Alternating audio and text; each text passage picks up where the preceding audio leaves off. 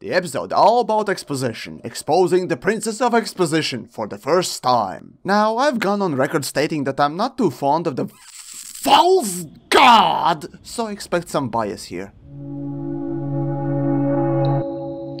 We open up with Spike on Mission Impossible to distract the pony, with some actual background action by Twilight, while Starlight and Spike unload a proper batch of steaming plot recap. After defeating Chrysalis, our new hero group is getting medals? So now completely eradicating a whole species of lovely bug horses calls for medals? Oh, okay, I'm calm, I'm okay. But you know what, I'll be skipping many parts involving my kin for now. All that I'll leave for a later date. And so the ceremony begins, where each of our heroes is presented with a medal. You need help with that? I do admit it's a fun moment, but you got a feel for Luna at this point. Still, yes, you can cut the string and later tie it. But even so, can I bring my hacksaw and a bucket of black paint? I swear, I won't be using them. It was the great and powerful Trixie's pleasure to save you from your imminent doom. Yes, because you did it all by yourself. Say what you will, but the clash of egos between Trixie and Discord is a thing to behold. Certainly, it'd be fun to see more of them, but there is such a thing as too much of a good thing, if this thing makes sense. Yes, Starlight is Student of the Year, isn't she? She has so much potential. So, what are we going to do with her? And by we, I definitely mean you. And so, Discord's back at being irritating. Though I absolutely hate the character as a person for being this way. I love how writers manage to utilize his personality to move plot forward, or even create a story as a whole. Though you might expect me to say that I have this love-hate take on the character, in reality, I like him quite a bit. Anyhow, as Twilight doesn't want to look like a fool in front of the god of chaos, she caves in and starts replanning things for our soon-to-be Alicorn. To figure out what to do, our mystical magical horse asks her mentor for advice. And with that we get a little more of Celestia's involvement. Actually, the most involvement than ever before. So, yay, this can be called the first Celestia's episode. Yep, that's one down. So Twilight explains the situation and Celestia simply draws parallels between herself and Twilight. Adding to that we got multiple fantasy projections. So here are some highlights. Oh no, what should we do?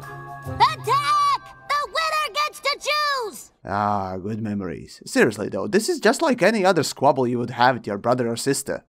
What kind of name is that? Oh, your wings are so, see-through. I'm so glad I'm a pony. Are you like bugs or what?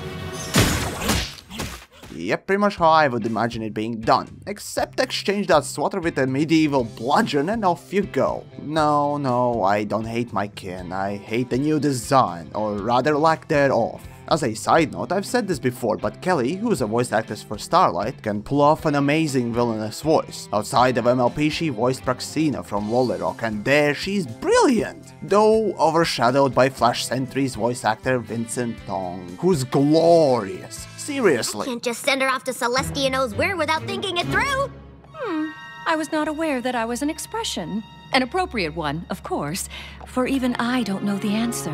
Oh, fuck you! Any more snobbishness and I'll personally make you wish you were mortal. But that said... This is Twilight's fantasy, Spike. There is no wrong way to fantasize. Now this quote I highly doubt has been put in the show as an accident. Most likely this is a direct nod from writers and staff to the audience telling us that, well, obviously no fantasy is wrong. As an example, on daily basis I dream of impaling Thorax's severed head on a pike, but you know what? That's alright. Do I want to do it for real? No. See, I respect Thorax, but really the reason why I want to do it is the new design. Simple as that. And really the same goes for shipping, and frankly I have this sneaking suspicion that this quote was meant for you shippers and cloppers too, the most. See, fantasies, no matter how abstract, vulgar, passionate or horrible, they are a way for us to escape to a place of comfort and joy, either to recharge, calm down or relax. Whatever you might be imagining, as long as you don't act upon these fantasies to hurt others, it's alright. In fact, it's great. Because speaking from experience, even the most horrible and vile ideas had led me to create something fun and enjoyable. Remember, these are your thoughts, your ideas, your creativity. Let no one stifle that. And so, for this one little nod, production team has my thanks. What am I gonna do?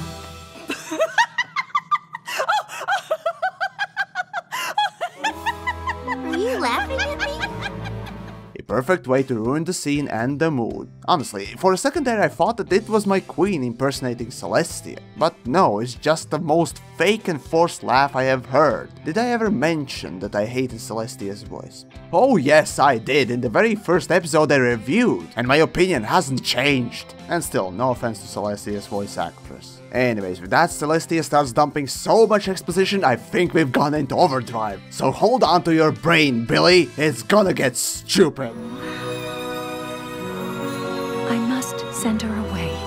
Okay, this scene I hate for several reasons. See, symbolism here is used, which I like to see, but it's used so horribly, it's amazing. It'd be like me, seeing my own grave, giving me the idea that everyone must be made into a zombie. This is stupid! If you want to use symbolism, please take inspiration from Avatar or Samurai Jack series next time. But that aside, the way Celestia explains herself in the exposition dump, though not the most subtle way of doing it, does give us pretty decent understanding and insight for the false god. Even though she's over 1000 years old, she still forms bonds with mortals and cares for them a lot, more than you would expect, and fears losing them in the result. It did take me by a surprise, and what a nice surprise it was, as before this we got only small little 5-second clips of Celestia being or doing things that barely can be called character building. I may have let it slip that you'd be unveiling your big plan for Starlight tonight. Silly me. But we're all very excited to hear what you've cooked up. And so, that's the end of the story more or less. In short, Starlight graduates and is set free, but she doesn't want to go. And Twilight, well, she feels the same. So, with that, we return to status quo. Nothing has changed, everyone is staying where they have, but with a slight little change. We learned a little bit more about Celestia. For a solo opener episode, it did a good job at summarizing things. And yet, for other obvious reasons, I won't call this episode the exposition dump. And yes, this is another dead horse I'll be beating these days. Oh, but this whole Alicorn Destiny thing leaves me with one question. What about Caden?